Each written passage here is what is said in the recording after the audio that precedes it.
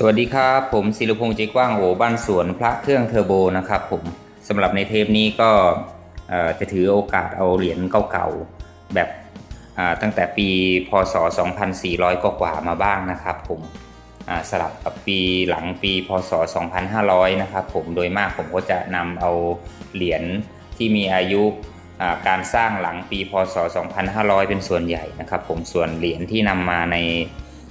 ให้เพื่อนๆพี่ๆชมในขณะนี้เป็นเหรียญที่สร้างในปีพศ2495ครับผมเป็นเหรียญหายากแล้วก็เป็นเหรียญ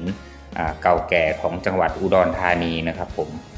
ที่เพื่อนๆพี่ๆเห็นอยู่ในขณะนี้ก็คือเหรียญของพระครูสุวรรณประภาสนะครับผมหรือที่รู้จักกันในนามของหลวงพ่อทองวัดธาตุสว่างโนนยางนะครับผมตำบลกุดสะอำเภอเมืองจังหวัดอุดรธานีนะครับผมถือได้ว่าเป็นเกจิอาจารย์ในสายเหนียวนะครับผมที่เชื่อขนมกินได้นะครับผมโดยมากแล้วท่านจะดังทางตะกรุดนะฮะวัตถุมงคลที่ลูกศิษย์ลูกหานะครับผมเชื่อถือกันที่ท่านทำมอบให้แก่ลูกศิษย์ลูกหานี่ก็มีอยู่มากมายหลายแบบนะครับผมมีทั้งที่เป็นตะกรุดนะครับผมตั้งแต่ดอก1ถึง16ดอกนะฮะแล้วก็มีพวกยันที่จานอักขระบนแผ่นหนังเสือนะครับผมก็จะมีเหรียญร.5 ตราแผ่นดินนะฮะที่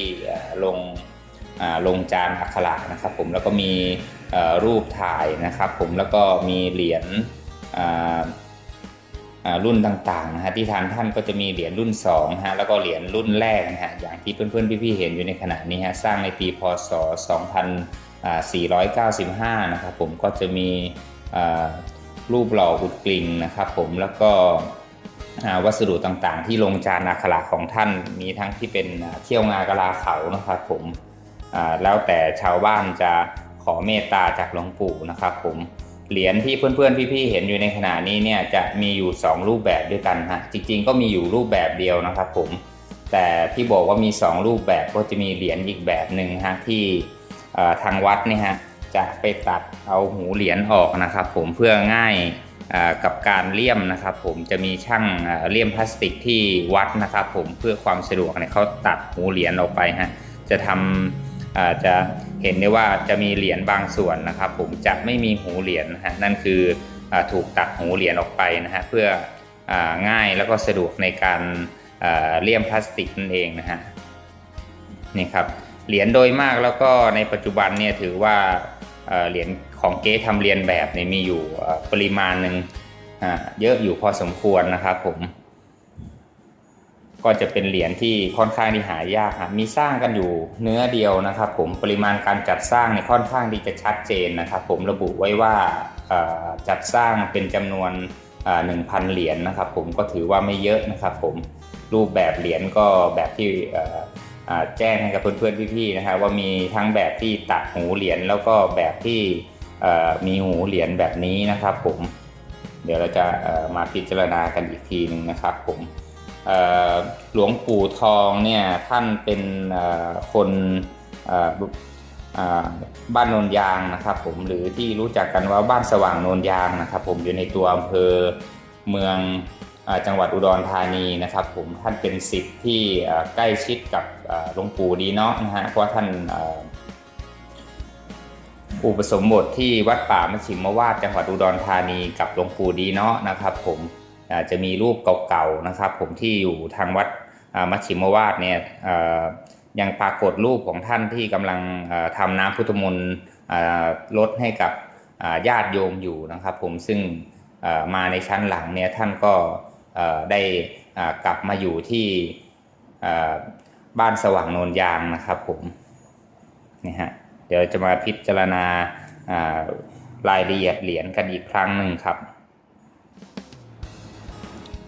เหรียญที่นำมาให้เพื่อนๆพี่ๆชมอยู่ในขณะนี้อาจจะมีสภาพอ่อนสวยนิดนึงฮะเป็นเหรียญที่มีสภาพใช้นะครับผมแต่ว่ารายละเอียดโดยรวมนี่บางส่วนเนี่ยอาจจะค่อนข้างที่จะ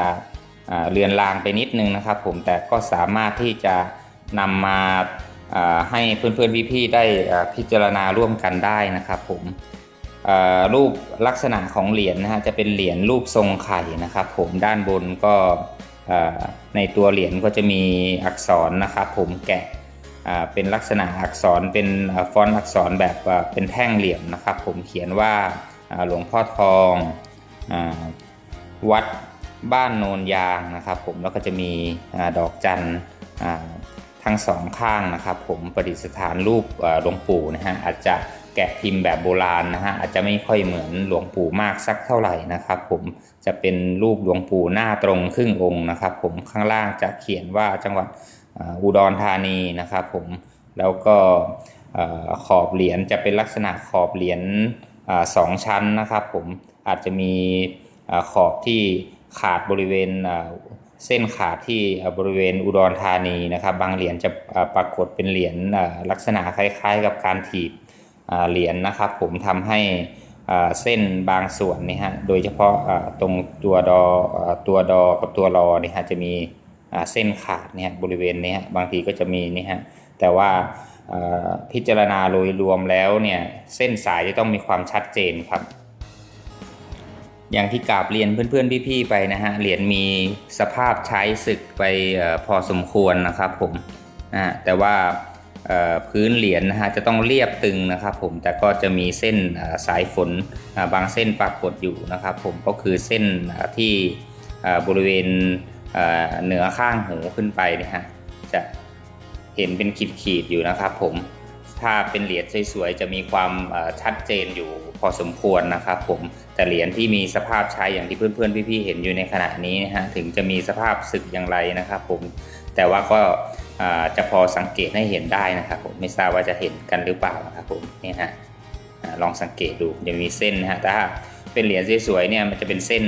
เล็กๆคมๆเลยนะครับผมแต่ว่าถึงมีสภาพใช้ก็ยังจะปรากฏอยู่นะครับผมอันนี้สภาพหน้าเหรียญจมูกคางฮะตลอดจนถึงส่วนนูนต่างๆนะก็ค่อนข้างที่จะสึกลงไปพอสมควรนะฮะตรงนี้ผมชี้บอกแล้วนะฮะจะมีเส้นขาดกับเส้นด้านในนะฮะจะเป็นคล้ายๆกับลักษณะของการถีบบล็อกเหรียญนะฮะทำให้โลหะยืดออกไปจะไปแตกประมาณตัวดอเด็กเนี่ยฮะราวๆเนี่ยฮะจะมีอยู่1 2แล้วก็จะมีขี้กากในร่องบ้างฮะเล็กน้อยในเหรียญที่อยู่ในขั้นตอนการผลิตปลายๆนะครับผมเดี๋ยวมาดูด้านหลังกันนิดนึงครับด้านหลังก็จะเป็นยันแบบเดียวกันกับที่หลวงปู่จานในแผ่นตะกรุดนะครับผมนี่ฮะจะเป็นอักขระลายยันนะฮะตามตำราของหลวงปู่นะครับผมเหรียญต้องมีสภาพเรียบตึงนะครับผมจะมีขีดเส้นเล็กๆนะฮะตรงนี้นะครับผมแต่ว่าค่อนข้างที่จะจางๆไปบ้างแล้วฮะแต่ว่าเราลงกล้องแล้วก็สังเกตกันดูดีๆก็จะมีบ้างนะครับมีให้เห็นบ้างนะครับผมแต่ว่าโดยรวมแล้วก็มาสังเกตพื้นเหรียญที่เรียบตึงไม่บวมนะครับผมรูเจาะหูเหรียญนะฮะจะต้องพลิกปิ้นออกมาลักษณะแบบนี้ฮะรอยคอดระหว่างหูเหรียญนะครับผมจะเป็นลักษณะเป็นแนวทางเดียวกันฮะเว้นแต่เหรียญที่มีการตัดหูเหรียญออกไปนะครับผมขอบเนี่ยครับผมในเหรียญสวยๆจะมีการพลิกปิ้นขอบเหรียญเล็กน้อยนะครับผมนะฮะ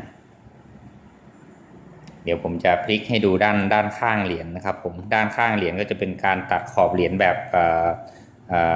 ยุคเก่านะครับผมแต่ผมจะให้ดูตรงนี้นะครับผมระหว่างขอบเหรียญนะฮะที่เป็นแท่งยกเป็นขอบเหรียญขึ้นมาครับผมกับข้างเหรียญเนี่ยครับผมเราจะเห็นได้ว่ามีเส้น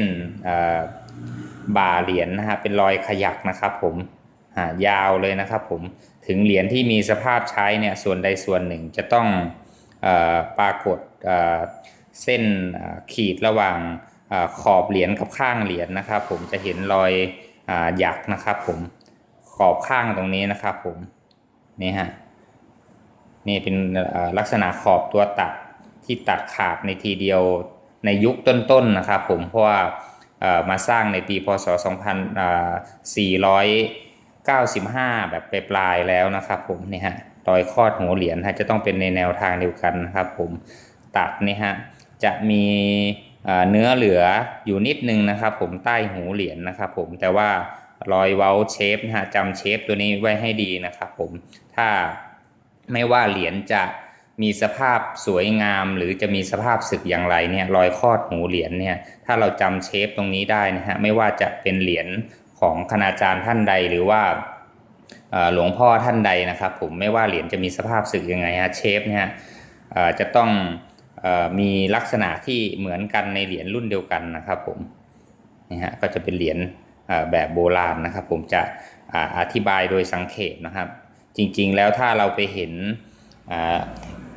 เหรียญที่เป็นเหรียญของเก๊นะฮะจะพบว่าเหรียญจะมีสภาพบวมนะครับเป็นป่องๆตรงกลางนะครับผมแล้วก็เส้นสายรายละเอียดเนี่ยจะปรากฏไม่ชัดเจนฮะแม้ในเหรียญที่สวยงามเนี่ยเส้นสายต่างๆจะไม่ค่อยชัดสักเท่าไหร่นะครับผมแม้จะอยู่ในสภาพสวยนะฮะสำหรับเหรียญที่มีการปลอมทำเรียนแบบอยู่เป็นจำนวนมากครับผมนี่ฮะหลวงปู่ทองหรือพระครูประภาสวัดบ้านสว่างโนนยางเนี่ยฮะวัดธาตุสว่างโนนยางเนี่ยนะครับท่านเหรียญรุ่นแรกของท่านสร้างในปีพศ 2495นะฮะมีคนนำไปถวายท่านนะแต่ท่านบอกว่าหน้าไม่เหมือนท่านนะครับผมท่านได้รับเหรียญเอาไว้นะครับแต่ว่าก็ไม่ทำการแจกออกไปเลยนะครับผมลูกศิษย์ลูกหาที่ใกล้ชิดท่านเนี่ยบอกว่าท่านเนี่ยปลุกเสกทุกๆวันนะครับผมที่กุฏิของท่านนะครับผมจนกระทั่งท่านมรณภาพในปีพศ 2516นะครับผมจึงมีการนำเอาเหรียญรุ่นนี้ออกมาแจกเพื่อเป็นของที่ระลึกในงานถวายเพลิงของหลวงปู่นะครับผมเหรียญที่นำมาแจกจ่ายเป็นที่ระลึกหรือว่าให้ทำบุญในคราวนั้นเนี่ยมีอยู่2รูปแบบด้วยกันนะครับผมก็คือเหรียญที่ตัดหูฮะเพื่อที่จะสะดวกในการเลี่ยมพลาสติกนะครับผมของช่างที่วัดนะครับผมแล้วก็เหรียญบางเหรียญก็ถูกแจกออกไปโดยที่ไม่มีการตัดหูเหรียญเลยนะครับผมนะฮะระยะเวลาการปลูกเสกยาวนานถึง21ปีนะครับผมเพราะฉะนั้นคนที่ได้รับเหรียญนี้ไปต่างหวงแหนฮะเพราะประสบการณ์เกี่ยวกับเรื่องแคล้วคลาดคงกระพันเนี่ยค่อนข้างที่จะเชื่อขนมกินได้นะครับผมจริงๆแล้วเนี่ยเรื่องคงกระพันหรือว่าตีรันฟันแทงเนี่ยประสบการณ์ด้านนี้จะมีมากนะครับผมตะกรุดของท่านนี้ก็จะมีลูกศิษย์ลูกหาของท่านนะที่เป็นชาวต่างประเทศที่เป็นทหารอเมริกันยุคเก่าๆเนี่ยฮะเคยนำเชือกล่มที่ไม่ได้ใช้นะครับผมนำไปถวายท่านก็นำมาเป็นเชือกร้อยตะกรุดของท่านทำให้เป็นเอกลักษณ์อย่างหนึ่งนะครับผมก็คือถ้าเป็นตะกรุดชุดของท่านเนี่ยจะมีเชือกล่มที่มีลักษณะ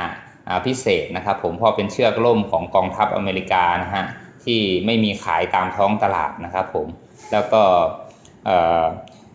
วัตถุมงคลต่างๆได้รับความนิยมนะครับผมเพราะว่าถือว่าเป็นของที่ค่อนข้างที่จะมีประสบการณ์ปัจจุบันเหรียญเก๊ทำเรียนแบบเนี่ยมีอยู่เป็นจำนวนมากนะครับผมแล้วก็เป็นเหรียญหายากของจังหวัดอุดรธานีนะครับผมใครที่ชื่นชอบเหรียญที่มีประสบการณ์ตลอดจนถึงอายุการสร้างที่เก่าแก่นี่ก็เป็นอีกเหรียญหนึ่งนะฮะที่ผมอยากจะนำมาแนะนำนะครับผมสนนราคาหรือว่าการเช่าหาเนี่ยตั้งแต่หลักพันกลางๆถึงหลักหมื่นต้นๆนะครับผมถ้าเปรียบเทียบกับเรื่องของพุทธคุณแล้วก็อายุการสร้างของเหรียญแล้วเนี่ยจะถือได้ว่ามีราคาที่ไม่แพงเลยนะครับผมนี่ฮะเหรียญก็มีขนาดกลางนะครับผมไม่เล็กไม่ใหญ่จนเกินไปนะฮะค่อนข้างที่สวยงามครับผมสำหรับในเทปนี้นะครับผมก็ถือว่าเป็นการเผยแพร่กิตติคุณบุรพาจารย์นะครับผมข้อมูล